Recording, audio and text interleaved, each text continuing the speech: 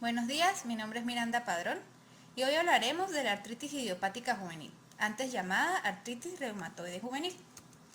La artritis idiopática juvenil es un grupo heterogéneo de entidades caracterizadas por una artritis de origen desconocido de comienzo antes de los 16 años.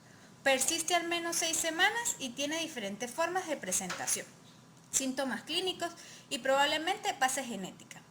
Es la enfermedad reumática crónica más frecuente en niños. Las causas y la patogenia no se conocen de forma clara aún, a pesar de los importantes avances en la inflamación, en inmunidad y genética. No hay ninguna prueba patogénica, o patognomónica, ni de imagen ni de laboratorio, por lo que el diagnóstico se basa únicamente en datos clínicos. Clasificación. La Liga Internacional de Asociaciones de Reumatología ha propuesto la siguiente forma de agrupación para este tipo de artritis infantil. La artritis idiopática juvenil sistémica inicial implica dolor o inflamación articular. Este tipo es el menos común, pero puede ser el más severo. La poliartritis involucra muchas articulaciones. Esta forma de AIR puede convertirse en artritis reumatoidea. Puede comprometer 5 o más articulaciones grandes y pequeñas, de las piernas, de los brazos, al igual que la articulación de la mandíbula y el cuello. Se puede presentar el factor reumatoideo, que son proteínas producidas por el sistema inmunitario. Oligoartritis, persistente y extendida. Compromete de 1 a 4 articulaciones, por lo regular las muñecas o las rodillas. También afecta a los ojos. Y la artritis relacionada con entesitis, la entesitis es un proceso inflamatorio de la entesis, que es la zona de inserción en el hueso de un tendón, músculo o ligamento. Esta artritis se asemeja a la espondiloartritis en adultos y a menudo compromete la articulación sacroiliaca. La artritis psoriática se diagnostica en niños que tienen artritis y psoriasis o enfermedad de las uñas, o bien han tenido algún familiar cercano con psoriasis. Etopatiogenia. La etiología es desconocida actualmente, pero existen factores relacionados que influyen en su aparición y factores genéticos. Se desconoce en dónde radica exactamente la anomalía genética, aunque hay formas de artritis asociadas a ciertos grupos HLA. También se han descrito asociaciones con polimorfismos de genes relacionados con interleucinas. Los factores desencadenantes son múltiples. Los propuestos por unos u otros investigadores a lo largo de los años pueden ser infecciones bacterianas, víricas, vacunaciones, traumatismos, estrés, incluso hasta la temperatura. Algunos factores genéticos presentes son el HLA-DRB1 para la presentación de antígenos, también el PTPN22 que participa en células de función de células T, el CD40 para células B, otros genes como el MMP9 y el factor de necrosis tumoral e interleucinas. La presencia de ciertos genes también influyen según el sexo o el año de aparición de la enfermedad. El HLA-A2, DR1, DRS11 y DR8 se relacionan como una manifestación temprana de la enfermedad. El DR11 y el DR6-13 se manifiestan solo en niñas y el B27, DPB1, 0301 para niños únicamente. En la artritis sistémica se ha descrito una excesiva activación de fagocitos y aumento de citocinas proinflamatorias, lo que condicionaría algunas de las manifestaciones típicas de esta forma clínica. Así, la elevación de interleuquinas 1 y 6 causa hipertermia, elevación de reactantes de fase aguda, trombocitosis y el típico exantema por la estimulación de las células endoteliales. La proteína S100, también producidas en los fagocitos activados, se encuentran muy aumentadas. El síndrome de activación macrofágica SAM sería la máxima expresión de esta activación fagocítica, con excesiva producción de diferentes citocinas. Alteración de las respuestas de la inmunidad adaptativa son en las artritis oligoarticulares o en la poliartritis, seronegativas. Hay una respuesta autoinmune mediada por linfocitos CD4, que son activados por antígenos desencadenantes, apareciendo un desequilibrio entre las células T helper 17 aumentadas y las TREC, que son reguladoras disminuidas, lo que rompería la tolerancia frente autoantígenos y permitiría la síntesis de anticuerpos antinúcleo ANA, que lo vamos a nombrar muy seguido, continuando con la exposición. En el caso de la artritis entesitis o de artritis psoriásicas, parece haber una respuesta de células CD8 en el punto de la inflamación, con aumento articular de factor de necrosis tumoral alfa, por reacción a antígenos bacterianos o superantígenos, con una cierta similitud a lo ocurrido en las artritis reactivas. En las artritis polinucleares con FR positivo, la llegada de las células inflamatorias a la articulación favorecida por moléculas que inducen la formación de nuevos vasos, angiogénesis, es la causa de agregación y destrucción articular. Si hablamos ahora de una etiopatogenia, pero vamos a recordarlo según cada enfermedad de cada clasificación, empezamos con la sistemática, donde va a haber una alteración de la respuesta inmune por activación anómala de fagocitos. También entonces la alteración se dará por un aumento de citoquinas inflamatorias, interleuquina 1 y 6, y esto se verá implicado en los genes por un polimorfismo en la codificación de interleuquina 6 y factor inhibidor de macrófagos. En las oligoarticulares, la alteración va a estar mediada por los CD4, que genera un desequilibrio proinflamatorio y un fallo en la tolerancia del ANA positivo. Afecta el HLA-A2.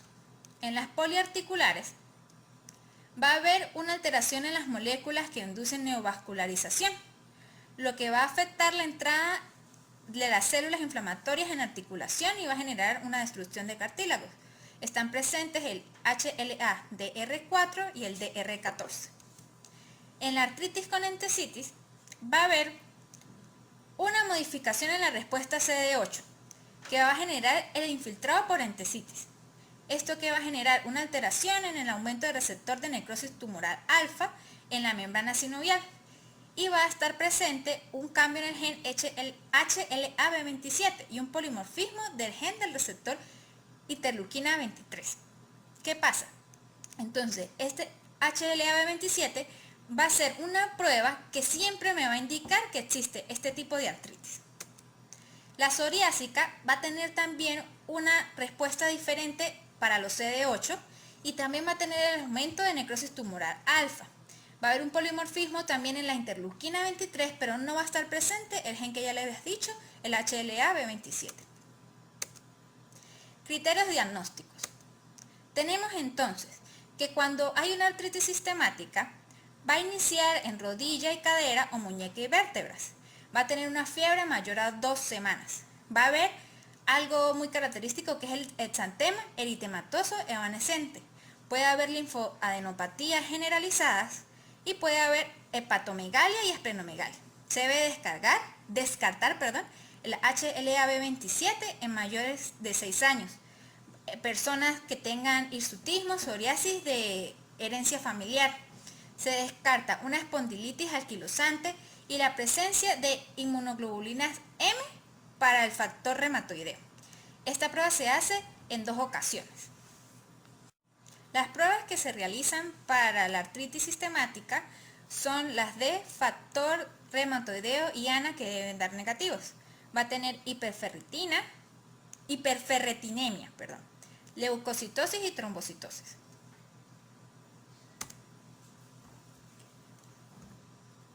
La oligoarticular va a tener una afectación de 1 a 4 articulaciones, pero va a ser afebril, no involucra cadera. Esta es la presencia del 50-70% de los casos de artritis idiopática y afecta de 30 a 40% solamente una articulación. ¿Qué va a tener este tipo de artritis? Un ANA positivo. Y si hay ANA positivo, hay presencia de afectación en los ojos como una uveitis. Generalmente afecta a mujeres. También va a tener en sus pruebas el anticuerpo anticardiolipina positivo. Y se debe descartar otras enfermedades de inflamatorias. En la poliarticular puede ser con factor reumatoideo negativo. Aquí va a haber una afectación de 5 o más articulaciones, va a ser simétrica esa afectación, más en niñas y adolescentes, y los casos son del 15 al 30%, del 11 al 30%. Hay 2 fenotipos, el tipo oligoarticular y tipo oligoarticular pero con factor reumatoideo negativo. En el primero, el ANA va a estar positivo. va a tener el HLA-DRB1 y va a haber un riesgo de uveitis. En el segundo, el ANA va a estar negativo, por lo que el riesgo de uveitis ya no se ve implicado y va a haber una afectación simétrica. Aquí va a haber presencia de anemia y leucocitosis. En la artritis psoriática va a haber exantema psoriásico típico, dactilitis, y aquí baja el porcentaje de casos de artritis a 2 a 11%. El ANA va a estar positivo y afecta mayormente a niñas. Y en la artritis con entesitis va a tener artritis entesitis presente, dolor en la articulación sacroiliaca, uveitis, lo que produce un ANA positivo, va a estar presente el LHA B27 y generará una enfermedad comúnmente en niños mayores de 6 años. Laboratorio para la clínica y tratamiento. Tenemos que, como ya había dicho anteriormente, no existe un laboratorio específico, pero se generan pruebas hematológicas, pruebas de BSG y de proteína C reactiva.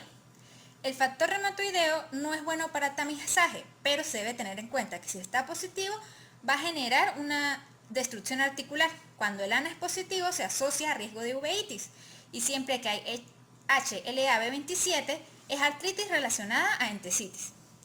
En las pruebas radiográficas, radiológicas, utilizamos los rayos X, los ultrasonidos y las resonancias magnéticas. En el tratamiento generalmente empezamos con AINES.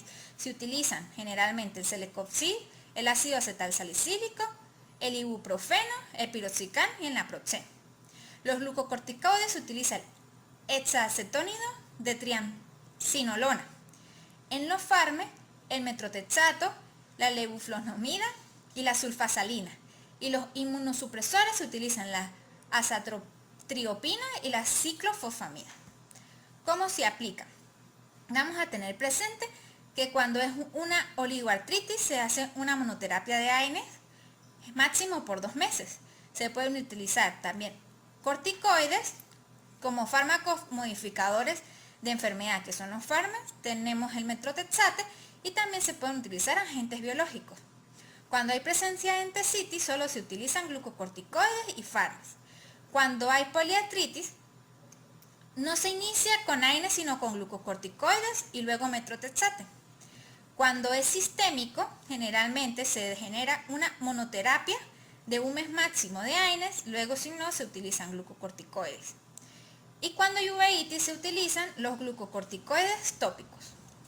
Como pronóstico de artritis idiopática juvenil, tenemos que si no son tratados rápidamente, el 80% de estos pacientes tendrá difusión articular en el futuro. Lo bueno es que si se tratan rápido, logran una remisión del 75 al 80% de los pacientes. El retraso del inicio de la terapia puede generar que haya mayor resistencia a los fármacos y se necesitan biomarcadores para conocer qué pacientes van a responder adecuadamente a ciertas terapias biológicas. El algoritmo para identificar la artritis idiopática juvenil. Tenemos que realizar primero el diagnóstico, una historia clínica y una buena exploración física. Tenemos que ver los síntomas sistémicos, si existe exantema, fiebre o artritis, adenopatías, esplenomegalia, hepatomegalia. Vamos a ver qué tipo de artritis es, si afecta a una sola articulación, a varias, si hay presencia de entesitis. Luego se hace un diagnóstico diferencial donde hacemos las pruebas.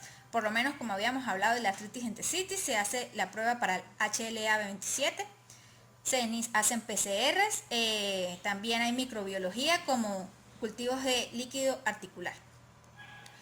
Establecemos la sospecha. Entonces tenemos que ver el tiempo de evolución de los síntomas. También se realizan las pruebas específicas. Luego, el control oftalmológico, porque si hay un ANA positivo puede generar uveitis. Y se inicia el tratamiento generalmente con AINES al principio. Cuando hay artritis sistémica, como había dicho antes, se usa corticoides, fármacos, agentes biológicos. Cuando hay oligoartritis con uveitis, se utilizan corticosteroides tópicos. Y en poliartritis se utilizan metrotexate y también antifactores de necrosis tumoral.